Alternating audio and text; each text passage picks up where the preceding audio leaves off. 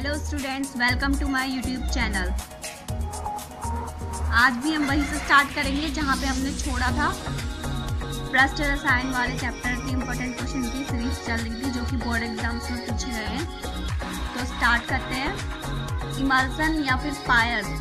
Emulsion या फिर पायस क्या है, इसके विभिन्न प्रकार क्या है, प्रत्येक का उदाहरण दीजिए। बोर्ड एग्जाम्स में बहुत बार पूछा गया है। तो देख लेते हैं इमल्सन क्या है।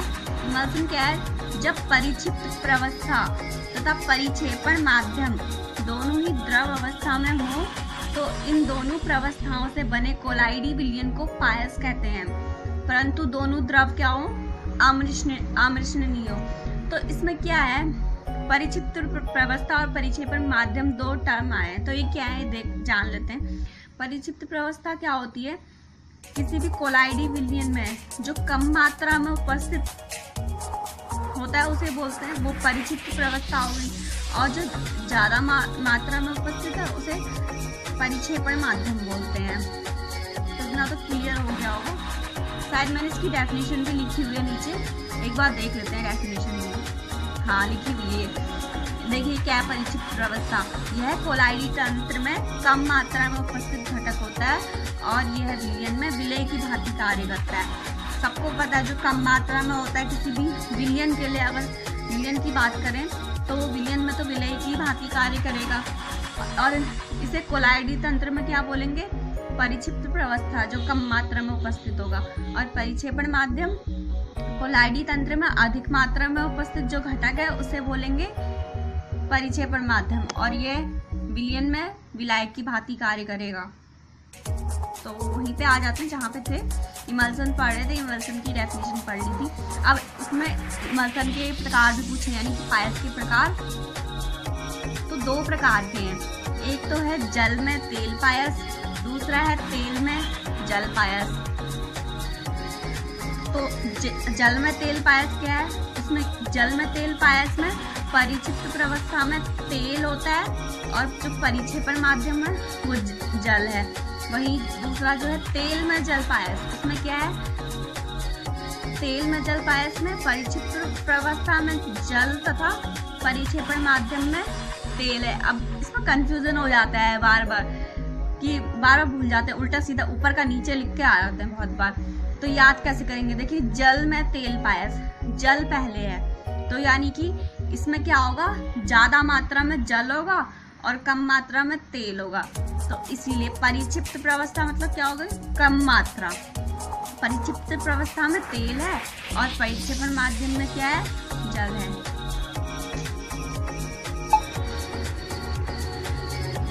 जल में तेल पायस जो है उसका उदाहरण हो गया दूध, और तेल में जल पायस का उदाहरण हो गया मक्खन और क्रीम। और नीचे इसके इन दोनों की डायग्राम्स बने हुए हैं। जल में तेल पायस में क्या है, ऊपर वाटर ड्रॉपलेट्स, और तेल में जल पायस में ऑयल ड्रॉपलेट्स। और इसकी डेफिनेशन मैंने बताई दी थी। अब नेक्स्ट क्वेश्चन है एक जो बहुत बार पूछा जाता है कि अपोहन क्या है।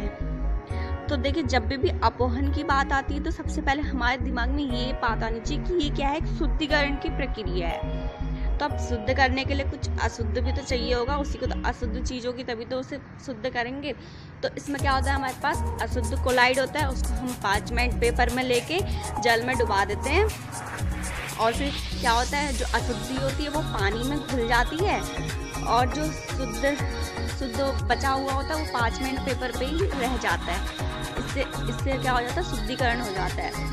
तो यही प्रक्रिया है अपोहन की। देखिए क्या है, ये कोलाइडी के शुद्धिकरण की एक प्रक्रिया है जिसमें कोलाइड को एक 5 मिनट पेपर, ये देखिए डायग्राम भी देख लीजिए, ये 5 मिनट पेपर है, इसके अंदर हम इम्प्योर सॉल्ट यानी कि अशुद्ध कोलाइड डाल रखा है हमने, और उसको क्या कर दिया, बंद कर दिया है, गांठ बांध के किसी चीज़ से लटका दिया है, और उसमें पानी ले लिया है नीचे पे। तो अशुद्धि जो है वो क्या है, पानी के साथ घुल के निकल जाएगी पानी के साथ ही, और जो शुद्ध कोलाइड होगा वो 5 मिनट पेपर पे ही शेष रह जाता है। 5 मिनट पेपर में लेकर क्या करते हैं, जल में डुबो देते हैं। फिर कोलाइडी में जो मुख्य अशुद्धि होती है वो वैद्युत अपघट्य की होती है और वैद्युत अपघट्य जल में घुलकर वास्तविक विलयन बनाते हैं, जिसके कारण सूक्ष्म होते हैं। अतः शुद्ध कोलाइड 5 मिनट पेपर पर शेष रहता है। और एक और क्वेश्चन कि स्कंदन क्या है, स्कंदन किसे कहते हैं। 1 नंबर में पूछते हैं ज़्यादातर ये अपोहन, स्कंदन शॉर्ट नोट में आता है। जब किसी कोलाइडी विलयन में किसी वैद्युत अपघट्य को थोड़ी मात्रा में मिलाया जाता है तो कोलाइडी कणों का अपक्षेपण हो जाता है। इसी अपक्षेपण को स्कंदन या फिर फ्लोकुलेशन कहते हैं। इंग्लिश में नेम है इसका फ्लोकुलेशन। तो ये फ्लोकुलेशन से भी पूछ सकते हैं कि फ्लोकुलेशन क्या है, इसका नाम पता होना चाहिए। और इसका जैसे कि जो आर्सेनिक सल्फाइड है यानी कि AS2S3 के कोलाइडी विलयन में अगर हम बेरियम क्लोराइड यानी कि BaCl2 का विलयन की बूंदें मिलाने पर आर्सेनिक सल्फाइड क्या हो जाएगा, अवक्षेपित या फिर स्कंदित हो जाएगा। आगे देखते हैं और कि पैप्टीकरण क्या है। ये सब 1 नंबर में पूछते हैं कि पैप्टीकरण क्या है, ब्राउनी गति क्या है, मतलब शॉर्ट नोट लिखने को आता है, 2-3 पूछ लेते हैं इकट्ठे। पैप्टीकरण क्या है, किसी ताजे बने अपक्षेप को जब किसी वैद्युत अपघट्य के तनु विलयन के साथ मिलाने पर कोलाइडी विलयन प्राप्त होता है तो इस प्रक्रम को पैप्टीकरण कहते हैं। यह स्कंदन के विपरीत विधि है। पैप्टीकरण कोलाइडी विलयन को प्राप्त करना है, कोलाइडी विलयन को प्राप्त करने की एक प्रक्रिया है। किसी भी ताजे बने अपक्षेप से अगर हम उसमें वैद्युत अपघट्य के तनु विलयन के साथ हिलाएं उसको तो कोलाइडी विलयन हमें प्राप्त हो जाता है। बस इसी प्रक्रम को बोलते हैं पैप्टीकरण। और ब्राउनी गति क्या है, ब्राउनी गति क्या है, कोलाइडी तंत्र में परिक्षिप्त प्रावस्था के कारण लगातार अनियमित टेढ़ी-मेढ़ी गति करते हैं, इसे ब्राउनी गति कहते हैं। और गति करते समय क्या होता है, कोलाइडी कण आपस में टकराते हैं जिससे इनकी दिशा लगातार बदलती है। ब्राउनी गति के कारण कोलाइडी गुरुत्व का विरोध करते हैं जिससे कोलाइडी स्थिर बने रहते हैं। अब आगे देखते हैं एक और क्वेश्चन। इसमें है निम्नलिखित की परिभाषा तथा एक उदाहरण दीजिए। समांगी उत्प्रेरण क्या होता है, समांगी, विषमांगी और उत्प्रेरक पूछ लेते हैं, ये बहुत पूछा जाता है। इसकी रिएक्शन कभी कभी तो ये वाली रिएक्शन ही आ जाती है और इसमें फिल द ब्लैंक्स में भी आ जाती हैं ये रिएक्शन। समांगी उत्प्रेरण क्या है, जब अभिकारक तथा उत्प्रेरक दोनों की भौतिक अवस्थाएं समान होती हैं तो उसे समांगी उत्प्रेरक कहते हैं। नाम से ही देखिए बहुत ईजी है। तो समांगी यानी कि समान, तो इसमें देखिए किसकी, अभिकारक और उत्प्रेरक की, उत्पाद भी है यहाँ पे, उत्प्रेरक है। उत्प्रेरक क्या है, जो ये देखिए ब्रैकेट जो एरो के ऊपर जो होता है ना, ये जैसे H2SO4 है और ये ऊपर NO है, ये है उत्प्रेरक। अभिकारक क्या है, जो इस एरो के इस साइड पे है, जैसे कि SO2, O2 और CH3, COOH, C2H5OH, ये सब क्या है, अभिकारक है। जब अभिकारक और उत्प्रेरक दोनों की भौतिक अवस्थाएं समान, इसका मतलब क्या है, जैसे अगर अभिकारक लिक्विड है तो उत्प्रेरक भी लिक्विड स्टेट में ही होगा। अगर अभिकारक सॉलिड है तो उत्प्रेरक भी सॉलिड ही होगा, और अगर अभिकारक गैस में है तो उत्प्रेरक भी गैस में होगा। और इसमें देख लीजिए है भी ऐसा ही। और ये रिएक्शन जो है इनको ये भी आती है एग्जाम में, पता होना चाहिए कि जब CH3COOH और C2H5OH यानी एथिल अल्कोहल इन दोनों की रिएक्शन कराई जाती है तो हमें क्या मिलता है। अब देख लेते हैं विषमांगी उत्प्रेरण। मैंने 2 एग्जाम्पल लिखे हैं, एक एग्जाम्पल काफ़ी होता है, लेकिन ये रिएक्शन इम्पोर्टेंट है इसलिए मैंने लिख रखी है। विषमांगी उसके ठीक अपोजिट, जब अभिकारक और उत्प्रेरक दोनों की भौतिक अवस्थाएं अलग होती हैं तो इसे विषमांगी उत्प्रेरक कहते हैं, सिंपल। और ये रिएक्शन देखिए बेंजीन है, बेंजीन के साथ CH3Cl है, उसकी रिएक्शन कराएंगे तो हमें प्राप्त होगा बेंजीन रिंग के ऊपर CH3, इसको ट्राउलिन भी बोलते हैं। और क्या है, स्वउत्प्रेरण। स्वउत्प्रेरण क्या है, कभी कभी अभिक्रिया में जो बना उत्पाद होता है वो सतह उत्प्रेरक की भांति कार्य करने लगता है, जिसे सतह उत्प्रेरण कहते हैं। और ये देखिए रिएक्शन वही है। इस क्रिया में क्या है, CH3COH का H+ आयन सतह उत्प्रेरक का कार्य करता है। और ये जो एक और क्वेश्चन पूछा जाता है कि फ्राइंडलिक समतापी वक्र का समीकरण लिखिए। फ्राइंडलिक समतापी वक्र का समीकरण है x/m = Kp की पावर 1/n, या फिर इसको हम ऐसे भी लिख सकते हैं लॉग में, log x/m minus log k plus 1/n log p।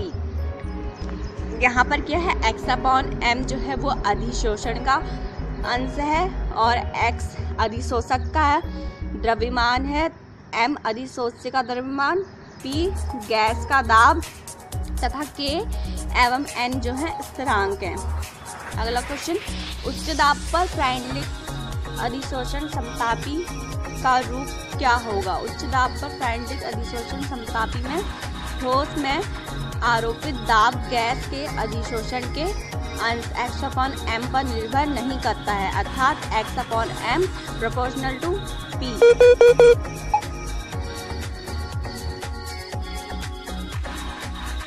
और हम x/m प्रोपोर्शनल का साइन हटाएंगे तो k आ जाएगा।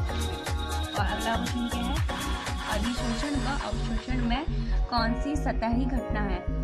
तो इसमें अधिशोषण जो होती है वो होती है सतही घटना।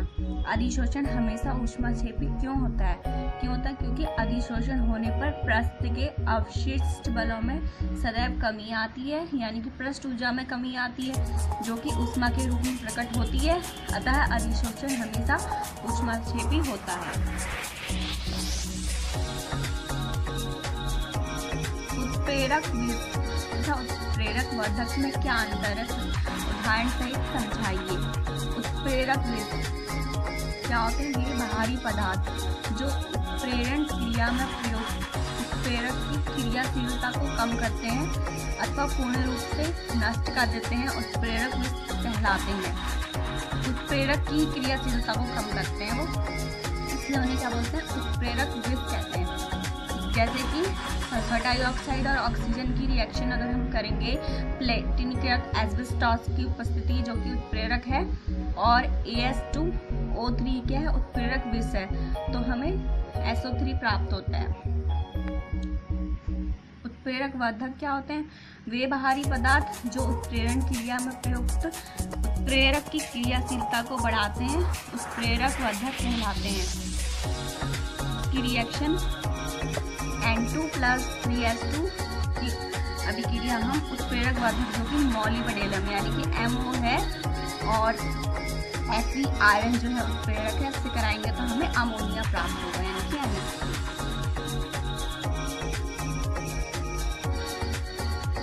एक और पूछते हैं कि हार्डी-सुलज़ नियम क्या है। हार्डी-सुलज़ नियम क्या है, हार्डी-सुलज़ नियम के अनुसार वैद्युत अपघट्य की स्कंदन क्षमता जो है आयनों के आवेश या फिर संयोजकता के समानुपाती होती है, अर्थात आवेश बढ़ने के साथ साथ स्कंदन क्षमता भी बढ़ती है। और एक ये पैत्रीकरण का उदाहरण पिछली वीडियो में रह गया था, तो लिख लेना इसको भी, कि जब AlOH का होल ट्राइस के ताजे अपक्षेप में कुछ तनु HCl मिलाते हैं तो जल मिला के जल के साथ उबालते हैं तो AlOH का होल ट्राइस का कोलाइडिंग मीडियम प्राप्त होता है। पैत्रीकरण का उदाहरण है। और ये हो गया हार्डी-सुलज़ नियम। जो NaBrAl है उनकी धनायन जो होते हैं आयनों की स्कंदन का आर्सेनिक सल्फाइड पर निम्न प्रकार से प्रभाव होता है।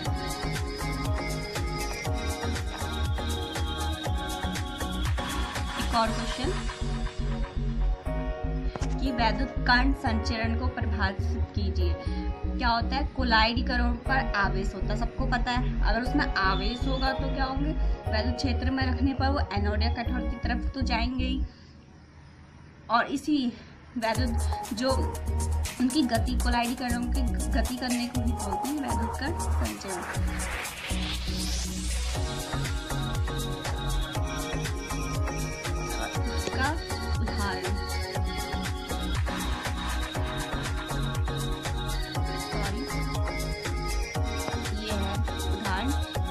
AS2S3 ट्रिपल ID बिलियन में रीड करने होते हैं। तो इसके बिलियन में यूनियन में अगर हम लेके उसको दोनों और प्लेटिनम के इलेक्ट्रॉन लगा देंगे तो क्या होगा, ये रेड करने धनात्मक की ओर चलने लगते हैं और वहाँ पहुँच कर दाखिल हो जाते हैं। तो आज वीडियो के